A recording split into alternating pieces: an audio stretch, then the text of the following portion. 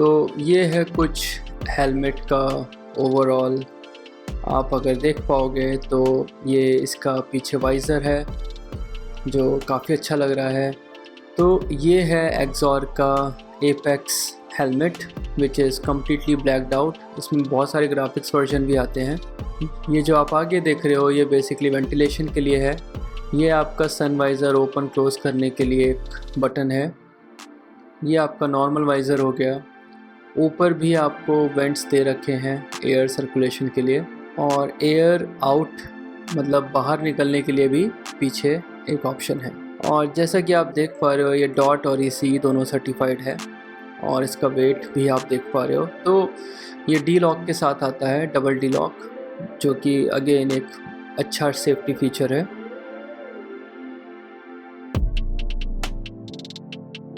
तो ये है हेलमेट का व्यू विदाउट एनी माउंट और एनीथिंग। तो ये मैंने ब्लैकड आउट इसलिए लिया था क्योंकि मेरा प्लान यही था कि ब्लैकड आउट लिया जाए, ऑब्वियसली बेटर लगता है। इसके साथ मुझे नॉर्मल वाइज़र और एक सन वाइज़र मिलता है, तो जो एक एडिड फंक्शनैलिटी है और ज़रूरी भी। तो सबसे पहले तो आपको ये चेक कर लेना है कि कहाँ पे लगाना है अपने हेलमेट में, ऊपर नीचे जो भी है, आपको जो भी अच्छी जगह लग रही है वहाँ पे आप डिसाइड कर लो। और आपको जब डिसाइड आप कर लो तो फिर स्पेसिफ़िकली आपको टेपिंग वहीं करनी है। ये ध्यान रखना है कि ये एक ऐसी जगह पे हो जहाँ से आपका हेलमेट अजीब भी ना लगे और माउंट्स भी ईज़िली चिपक जाए। तो मैंने वही जगह चूज़ करी है, और मेरे चिन माउंट के साथ ये 2-3M के टेप आए थे। तो इनका एडहेसिव काफ़ी स्ट्रॉन्ग है, पर still there is never guarantee कि वो अच्छे से चिपक जाएंगे। तो आपको इंश्योर करना है कि अगर कुछ भी आपको लग रहा है कि ठीक से नहीं हुआ है तो चेक करो, बार बार चेक करो जब भी आप उसको यूज़ करो, और केयरफुली आपको हर चीज़ करनी है, क्योंकि मतलब अगर आपकी चीज़ें महंगी हैं तो आप थोड़ा ध्यान रखना है। तो मैंने भी बहुत केयरफुली टेपिंग को जितना टाइटली हो सके, आप देख ही पा रहे हो मैं उतना टाइटली मैंने चिपकाया है, और एक एक करके मैंने एक साइड पे चिपकाया है, क्योंकि ये एक्चुअली काफ़ी फ्लेक्सिबल है चिन माउंट। तो इस फ्लेक्सिबिलिटी की वजह से काफ़ी ज़्यादा गैप्स हैं जो मुझे टेप के थ्रू कवर करने ही करने हैं। अब आप देख पा रहे हो ये थोड़ा सा गलत हो गया था मेरे से, तो इस वजह से मैंने थोड़ा सा उसको छुटाया और उसके बाद उसको दोबारा से रीपोजीशन करके सही जगह पे चिपकाया। आपको इंश्योर करना है जितना आप टाइटली उसको प्रेस करो ताकि वो अच्छे से चिपक जाए।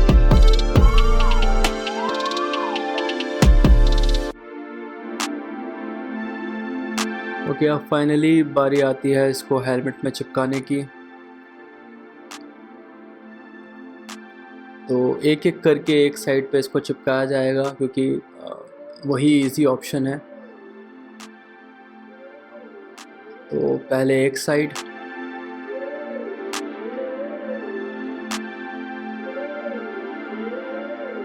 इसको अच्छे से प्रेस कर लो। अब दूसरी साइड की बारी आती है।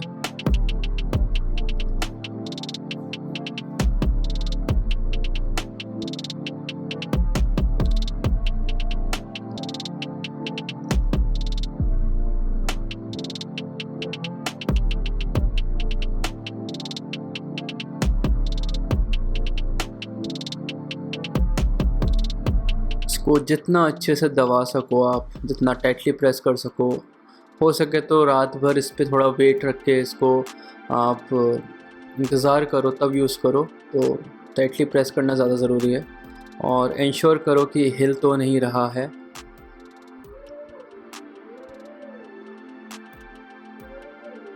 तो यहाँ आप देख सकते हो मैंने वही इंश्योर किया है।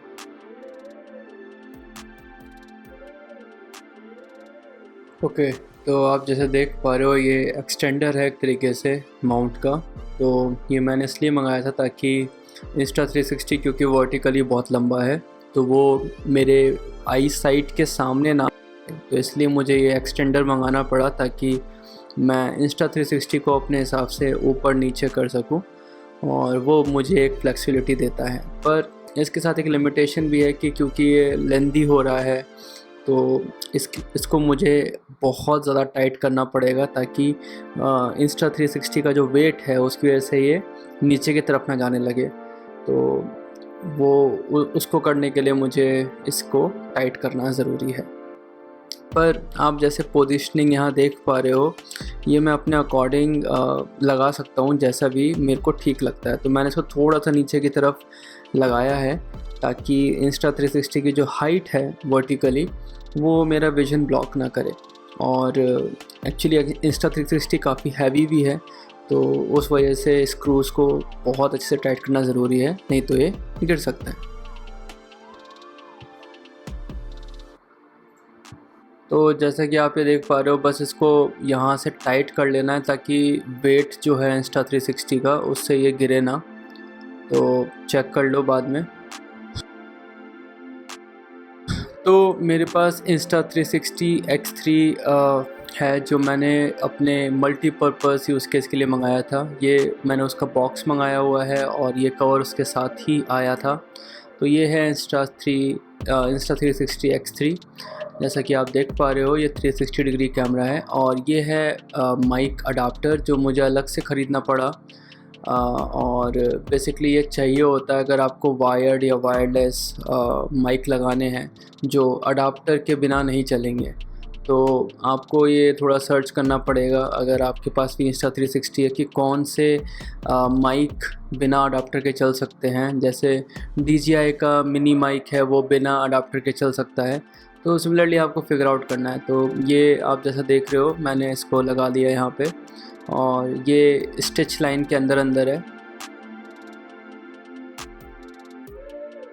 ये है फाइनल लुक हेलमेट में कि ये कैसा लगेगा। अभी माइक नहीं लगा है लेकिन आपको आइडिया लग जाएगा कि मेरा जो हेलमेट है वो बेसिकली कैसा लग रहा है एक third person point of view से। तो जैसा कि आप देख पा रहे हो, थोड़ा सा जे माउंट और माउंट की वजह से ज़्यादा लंबा हो रहा है, लेकिन मेरी आई साइट पे दिक्कत नहीं आएगी। ओके, तो फटाफट से माइक निकालते हैं और माइक का सेटअप करते हैं। तो मैंने अपने माउनो के माइक के साथ एक डेड कैट भी मंगाया था, तो वो मैंने अपने माइक पे लगा के और विंड को जितना हो सके रोकने की कोशिश करी गई है। प्लान तो यही है, बाकी मोटो व्लॉगिंग के सेटअप पे पता चलेगा। और ये जो मैंने लगाया है इसको मैंने बिल्कुल अपने माउथ के सामने लगाया हुआ है, लेकिन ये थोड़ा मेरे चिन के साइड पे है, मतलब ये लिप्स के आगे नहीं है, थोड़ा सा मेरे बियर्ड पे टच कर रहा है। तो इस हिसाब से लगाया कि मेरी सांस लेने की आवाज़ ज़्यादा ना आए। फिर मैंने सिंपली Insta360 को लगाने की कोशिश करी और जैसा कि आप देख पा रहे हो, ये तार बहुत ही ज़्यादा दिक्कत देगा अगर मैं 360 डिग्री रिकॉर्ड करूँगा। तो इस वजह से मुझे इसको दूसरे साइड पे लगाना पड़ा, क्योंकि जो मेरा Insta360 X3 अडाप्टर है वो एक साइड पे लगा हुआ है। तो इसलिए मुझे उस ही साइड पे अपना सारा का सारा माइक प्लांट करना पड़ा ताकि वो तार को छुपाने में और थोड़ा सा क्लीन लुक दे। जैसा कि आप देख पा रहे हो, मैंने सिंपली इसको फिट कर दिया है। तो फाइनल जो लुक है वो मैं आपको थोड़ी देर में दिखा दूंगा। अभी बस आप इस पे ध्यान दो कि ये ऐसा लग रहा है, विच इज़ गुड, बुरा नहीं लग रहा है।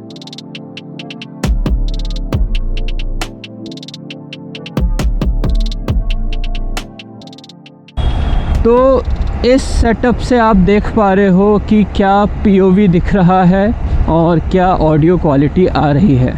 ऑडियो क्वालिटी की अगर मैं बात कर रहा हूँ तो वो मेरी ऑडियो और जो मैं चला रहा हूँ उसकी ऑडियो।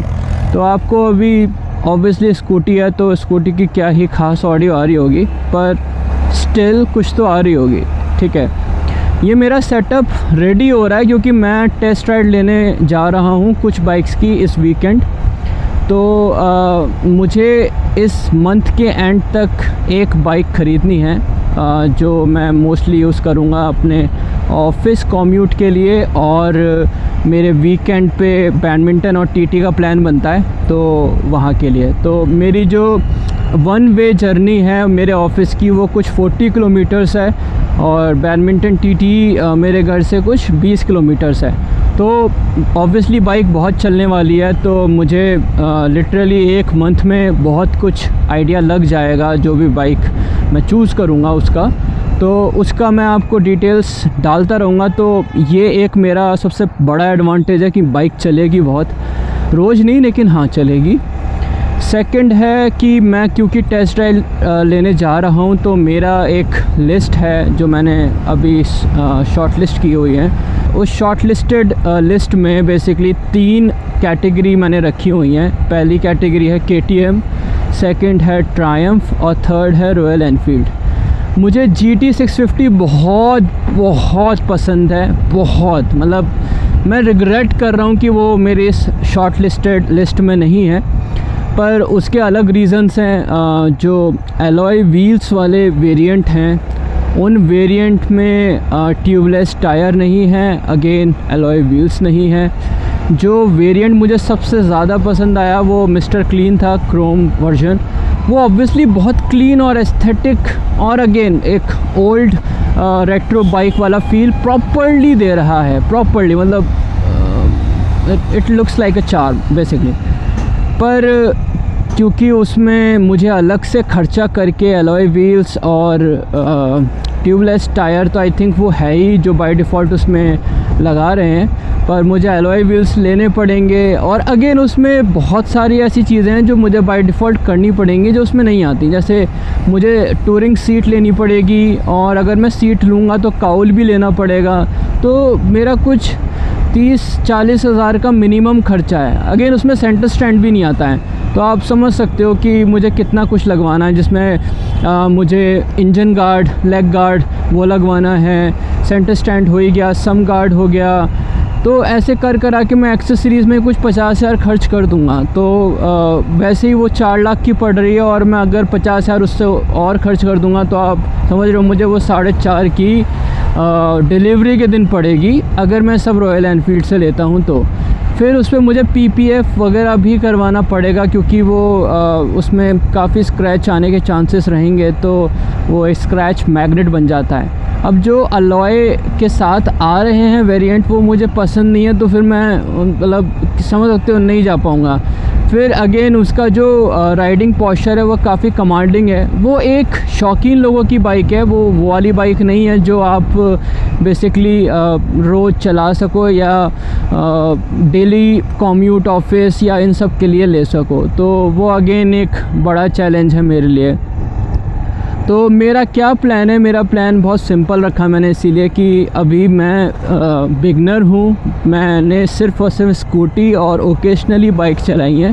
मैंने बाइक रेंट पे ली है राइड्स के लिए, और मैंने काफ़ी ट्रैवल किया है। जैसे मैंने अवेंजर चलाई हुई है, और मैंने मीटियोर 350, क्लासिक 350 और बुलेट चलाए हुए हैं लॉन्ग ट्रैवल पे। ये मैंने रेंट पे लिए थे दिल्ली से। मेरे पहाड़ों पे जाने का मन था, तो मैं उस टाइम पे सोलो राइड पे जाया करता था बाइक पे। तो ऐसा नहीं है कि मैं बिल्कुल ही बिगनर हूँ, पर अब जाके कहीं मैं रोज़ चलाने वालों में से बनूँगा। तो मैं चाह रहा हूँ कि मुझे एक ऐसी बाइक मिले अभी जो मुझे इतना दुखी ना करे शुरुआत में तो खासकर ना करे। तो पंचर वगैरह को लेके मैं थोड़ा सा कंसर्न था, जिसकी वजह से मैंने GT 650 को लिस्ट में नहीं रखा। अब बात करते हैं जो लिस्ट में हैं, वो है KTM की 390, ट्रायम्फ की देख लो रोड की हालत, ट्रायम्फ की स्पीड 400, स्क्रैम्बलर 400X, और अभी थ्रक्स्टन 400 भी आई हुई है, तो मैं उसको भी ट्राई करूँगा। मुझे उसका लुक कुछ खास पसंद नहीं है, लेकिन पॉइंट वही आ जाता है कि कैफ़े रेसर में सिर्फ 2 ही हैं ऑप्शन आपके पास आज के डेट में। एक तो GT 650 हो गई, और दूसरा थ्रक्स्टन 400 है। लुक्स को अगर थोड़ा सा मैं साइड रखूं तो आई थिंक वर्दी है टेस्ट राइड के लिए। तो ये 3 ऑप्शंस हो गए ट्रायम्फ के, और फिर मैंने रॉयल एनफील्ड की गोरिल्ला 450 रखा हुआ है अपनी लिस्ट में। तो इन सब को मैं टेस्ट ड्राइव करना चाह रहा हूँ। ड्यूक को मैंने नंबर 1 पे रखा हुआ है, क्योंकि उसके लुक्स मुझे पर्सनली काफ़ी ज़्यादा पसंद है, खासकर इबोनी ब्लैक वेरिएंट, तो उसका मुझे काफ़ी ज़्यादा अच्छा लगता है। ब्लैक वैसी कम्प्लीटली ब्लैकड आउट बाइक्स काफ़ी अच्छी लगती हैं, खासकर रात में। और थोड़ी सी बैटमैन वाली और बैट मूवी वाली फीलिंग दे देता है। तो अगेन लॉन्डो को और क्या चाहिए। तो उसको मैंने रखा हुआ है अपनी लिस्ट में सबसे नंबर 1 पे। तो मैं टेस्ट राइड सबसे पहले रॉयल एनफील्ड की लूँगा, उसके बाद ट्रायम्फ की, मतलब मैं रिवर्स ऑर्डर में जाऊँगा और डिपेंडिंग ऑन मुझे क्या सही लगेगा उस हिसाब से मैं आपको वर्डिक्ट बताऊँगा। मैं कोई प्रो तो हूँ नहीं, प्रो बाइकर, कि मैं आपको सब कुछ एक्सप्लेन कर पाऊँ, पर ऐसा नहीं है कि मैं बिल्कुल ही न्यूब हूँ, मुझे बाइक्स के बारे में नहीं पता, लेकिन जितना भी मेरे से होगा मैं आपको उतना सब कुछ ईज़िली अच्छे से एक्सप्लेन करूँगा, ठीक है। तो आप मुझसे क्या एक्सपेक्ट कर सकते हो कि मैं इस चैनल के जर्नी से क्या करना चाह रहा हूँ। तो मैं एक्चुअली मैं काफ़ी पैशनेट हूँ बाइक्स को लेके। तो मैं ऑब्वियसली बाइक से रिलेटेड कंटेंट डालूँगा ही डालूँगा। और मेरे पास कार भी है, तो ऑब्वियसली मेरे पास वर्ना है, तो मैं उससे रिलेटेड या जो भी और मुझे दिखेगा कार से रिलेटेड वो मैं कंटेंट उस पर भी डालूँगा। इस मंथ तो आप मेरे से टेस्ट राइड एक्सपेक्ट करोगे ही करोगे, प्लस अगर पॉसिबल हुआ तो इस मंथ मैं आपको डिलीवरी वीडियो और इनिशियल इम्प्रेशंस की मैं आपको वीडियो भी डाल के दिखाऊँगा। अब एक जो सबसे इम्पॉर्टेंट बात यह है कि मुझे आपसे भी हेल्प चाहिए। सब्सक्राइब कर सकते हो तो प्लीज़ सब्सक्राइब करो, ताकि आप मेरी जर्नी का पार्ट बन सको और मुझे ग्रो करते हुए देख सको इस एक्टिवा से, जहाँ पे भी मुझे भगवान ले जाएं। और दूसरा ये है कि मैं राइड्स वगैरह पे भी जाना प्रेफर करूँगा। तो अगर आप लोग किसी ग्रुप में एडेड हो तो प्लीज़ मेरे बारे में भी सोचना, हम लोग मिल सकते हैं, राइड पे चल सकते हैं। शॉर्ट राइड प्रेफर्ड ज़्यादा रहेगी, क्योंकि यार मैं थोड़ा ऑफिस वाला बंदा हूँ, तो छुट्टी वट्टी मिलने की दिक्कत रहती है।